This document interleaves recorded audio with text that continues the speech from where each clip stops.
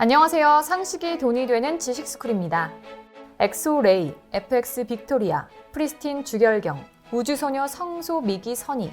이들의 공통점이 뭘까요? 모두 한국에서 큰 인기를 얻어 중국에서도 활발히 활동하는 중국 출신 아이돌입니다. 최근 이들은 중국의 6.25 전쟁 참전을 의미하는 항미 원조를 기념하며 웨이보에 게시글을 올렸죠. 거기에 역사를 기억하고 영웅에게 경의를 표한다는 글을 적고 중국 환영 CCTV에 관련 웨이보 게시물을 공유했습니다. 이런 사실에 이들의 한국 활동을 막아달라는 국민청원까지 등장했는데 최근 중국 정부와 중국인들이 이렇게 무리수를 두며 삐딱선을 타려는 이유가 뭘까요? 영상 시작 전 좋아요와 구독 부탁드립니다. 청원글을 올린 청원인은 현재 중국이 항미원조 70주년을 내세워 본인들이 한국을 공격했던 이유가 미국 제국주의에서 구하기 위해서였다고 뻔뻔하게 우기고 있다고 얘기했는데요. 그러면서 그는 한국 엔터테인먼트 소속으로 돈과 명예를 얻은 그들이 파렴치한 중국의 역사 왜곡에 동조해놓고 뻔뻔하게 한국 활동을 이어나가는 것을 보고 싶지 않다면서 퇴출이 힘들다면 한국 활동에 강력한 제재를 걸어주시길 바란다고 강력히 호소했습니다. 해당 청원글은 27일을 기준으로 19,000명 이상이 동의를 했죠. 국내 누리꾼들은 이제 중국 출신 아이돌을 좋아할 수 있을지 회의감이 든다. 앞으로 중국인 멤버 있는 아이돌 그룹은 좋아할 일 없을 것 같다. 이건 정말 선을 넘었다며 강력하게 비판했습니다. 현재 중국은 특히 공산당 100주년까지 1년을 앞두고 있는 데다 최근 미국과의 갈등 국면에서 내부 결속을 다지기 위해 항미원조 70주년 기념일을 맞아 애국주의 고취에 열을 올리고 있습니다. 이런 열기에 대한 근거로 최근 베이징 중국 인민혁명 군사박물관은 항미원조 기념전을 보려는 가족 단위와 단체 관람객으로 북적거렸습니다. 또 비슷한 시기에 랴오닝성 단둥에서도 항미원조 기념관이 개관을 했습니다.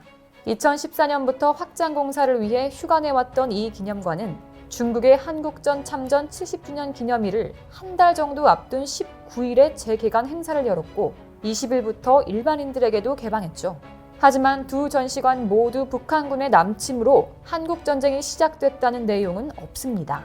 그곳에선 한국전쟁 배경에 대해 한반도에서 내전이 발발한 뒤 미국 트루먼 행정부가 즉각 무력으로 개입했으며 전쟁의 화가 압록강변까지 미쳐 중국의 국가 안보를 위협했다고 주장하는 데 이어 미국의 침략에 맞서 정의를 수호하고 중국 영토 안보를 지키기 위해 참전을 결정했다며 미국이 한반도에 무력 간섭했을 뿐만 아니라 칠함대를 이용해 대만 해협을 침략했다고 주장했습니다.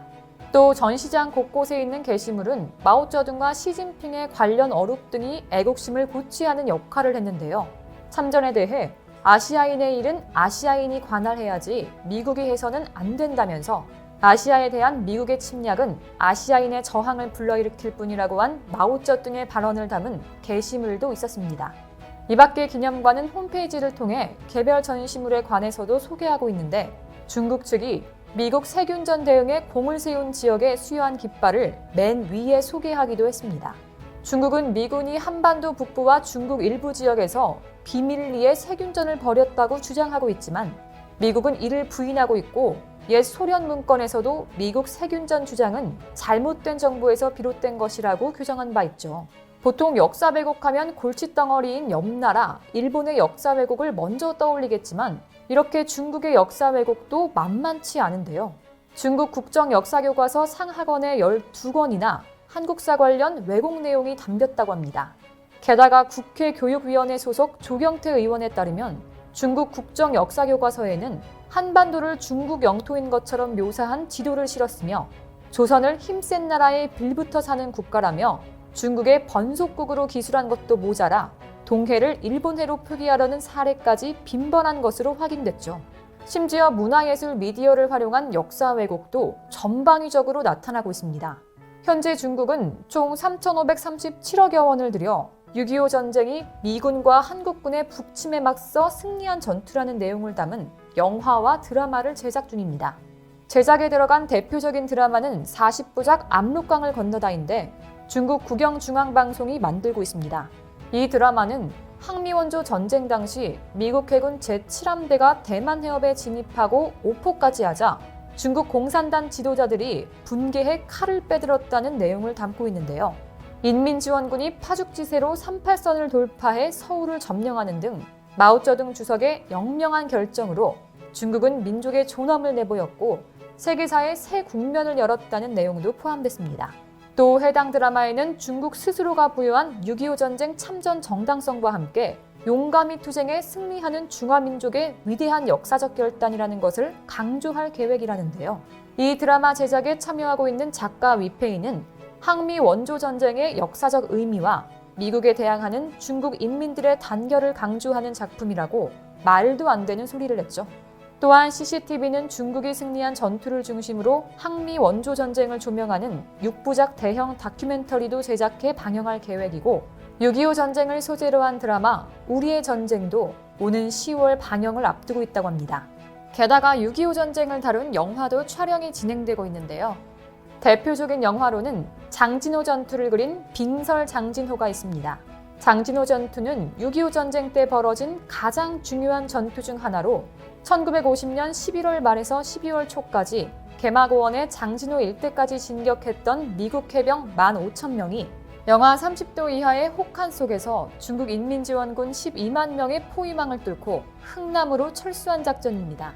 당시 전투로 미군을 비롯해 유엔군은 17,000여 명의 사상자가 발생하는 피해를 입었죠. 여기에 중국군 사상자도 48,000여 명이나 됐습니다.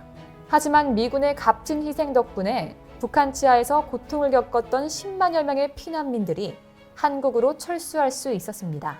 그런데도 중국은 자신들의 입맛대로 장진호 전투를 왜곡해서 영화를 제작하고 있는 겁니다. 게다가 CCTV는 과거 이 영화와 비슷한 제목인 빙혈 장진호라는 다큐멘터리를 방영한 적도 있습니다. 이 다큐멘터리는 중국이 장진호 전투에서 승리하면서 미국이 철수할 수밖에 없었다는 점을 강조하고 있는데요. 결국 빙혈 장진호라는 다큐멘터리처럼 이번에 제작 중인 빙설 장진호라는 영화도 말 그대로 중국이 승리한 전투라는 점을 주장할 것이 분명합니다. 5억 2천만 위안을 들인 이 영화는 내년 초 개봉될 예정입니다. 또 애국주의 영화 특수부대 전랑의 감독이자 주연인 우징이 주인공을 맡은 금강천도 10월 25일 전국에서 대대적으로 개봉될 예정이죠. 제작비만 4억 위안이 투입된 이 영화는 휴전 직전 금강산 지류인 금강천에서 벌어진 전투를 그린 작품인데요. 중국 영화 제작사들은 혈전 상감령처럼 과거에 개봉됐던 항미 원조전쟁 영화들을 새롭게 만들고 있습니다. 결국 말 그대로 중국 영화계와 방송가에 항미 원조전쟁을 주제로 한 작품들이 본물처럼 나올 것으로 보입니다. 중국은 이런 컨텐츠들을 해외로 수출해 역사를 왜곡하고 글로벌 반미 감정 고취에 적극 활용할 예정으로 보이는데요. 이런 문화적인 요소에 정치적이고 역사 왜곡적인 프레임을 씌운다 한들 과연 세계인들에게 통할까요? 게다가 불과 얼마 전까지만 해도 BTS를 욕하다가 전 세계인들에게 역풍을 맞아놓고 느낀 게 없나 봅니다. BTS는 지난 7일 벤플리트상을 받고 수상소감으로 한국전쟁 70주년을 맞아 양국이 함께 겪은 고난의 역사와 수많은 희생을 영원히 기억할 것이라고 말했는데요. 중국 누리꾼들은 BTS의 수상소감이 한국전쟁 당시 중국 군인들의 희생을 무시했다며 비난을 퍼부었죠. 여기에 중국 관영 매체인 환구시보까지 나서 BTS 비난에 동참했지만 세계 주요 외신들의 중국의 극단적 민족주의를 비판하자 하루 만에 분위기가 급반전되면서 슬그머니 비판 기사 일부를 삭제하기도 했습니다. 이를 두고 미국 외교안보 전문지 포린 폴리시는 중국은 아미의 상대가 되지 않는다는 것이 증명됐다고 보도했습니다. 이어 최근 전 세계적으로 고조되는 중국에 대한 부정적 인식을 더 키우는 꼴이 됐다며 중국이 소프트 파워가 약하다는 것을 스스로 명백히 보여준 셈이라고 전했습니다. 한편 중국과 반대로 한국의 인기는 전 세계적으로 높아지고 있다며 중국이 인기가 없는 만큼 한국은 인기가 많다는 얘기라고 덧붙였는데요. 실제로 퓨 리서치 센터가 최근 14개국을 대상으로 실시한 중국에 대한 호감도 설문조사에서 비호감이란 응답이 73%를 기록했죠. 반면 지난해 문화체육관광부 해외문화홍보원이 15개국을 대상으로 실시한 대한민국 국가이미지 설문조사에 따르면 긍정평가가 76.7%였습니다. 특히 한국 하면 떠오르는 이미지는 K-팝이라고 말한 외국인 응답자가 12.5%로 가장 많았습니다. 이에 포린폴리 씨는 중국은 한국의 소프트 파워 전략을 그대로 따라하고 배우는 게 현명할 것이라고 조언했죠. 그렇다면 혹시라도 이런 걱정을 할 수도 있을 텐데요. 중국이 이번 일을 계기로 정말 한국의 전략을 따라해 소프트 파워가 강해진다면 그렇게 전 세계적으로 역사 왜곡을 하면 어쩌지? 그런 분들을 위해 저희가 중국의 규제와 검열에 대한 현실을 알려드리겠습니다. 개혁 개방 이후 40년이 넘게 지났지만 중국은 체제의 특성 때문인지 여전히 언론은 물론 저작권, 영상물 등의 제작과 유통에 대해 통제의 고삐를 늦추지 않고 있습니다. 당의 이념이나 방침에 안 맞거나 중국의 이미지를 훼손한다고 판단되는 것들은 예외 없이 검열망에 걸러지죠. 이런 과도한 검열은 생산에 있어서도 자율성과 창의성을 저해하는 장애물이 되고 있는 실정입니다. 게다가 중국 정부는 이미 지난 2010년부터 무분별한 외국어 사용이 중국어의 순수성 및 문화를 크게 훼손한다는 이유로 자국의 모든 언론 출판물에 외국어 사용을 전면 금지해 왔습니다.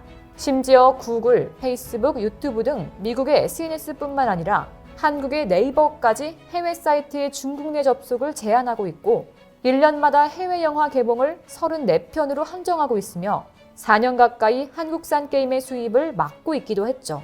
이런 억압을 두고 중국은 자국 문화 및 산업 보호를 위해서라고 주장하지만 아이러니하게 해외 문화의 유입은 막으면서 중국 문화가 세계로 전파되길 기대하는 건 모순일 수밖에 없는 상황입니다. 중국이 이렇게 본인들의 소프트 파워를 이용해 전 세계인을 상대로 선동에 힘을 싣고 있지만 그 기반이 약해 역풍만 맞고 있는 상황입니다. 하지만 이렇게 중국이 소프트 파워를 선동에 이용하려는 이상 세계 진출은 죽었다 깨어나도 이루지 못할 텐데요. 앞서 포린폴리 씨가 말한 것처럼 중국과 반대로 한국의 인기는 전 세계적으로 높아지고 있고 그 영향력은 점점 더 커지고 있습니다. 그러니 우리 한국은 지금처럼 전 세계에 긍정적인 영향을 줄 수 있도록 문화적 역량을 더욱 키워 더 이상 중국이 왜곡과 선동을 할 수 없도록 만들어야겠죠? 이와 관련된 여러분의 다양한 의견 댓글로 남겨주시면 감사하겠습니다. 혹시 주식하시나요? 소프트 파워 관련 급등 종목이 알고 싶으시다면 오른쪽 버튼을 클릭해주세요.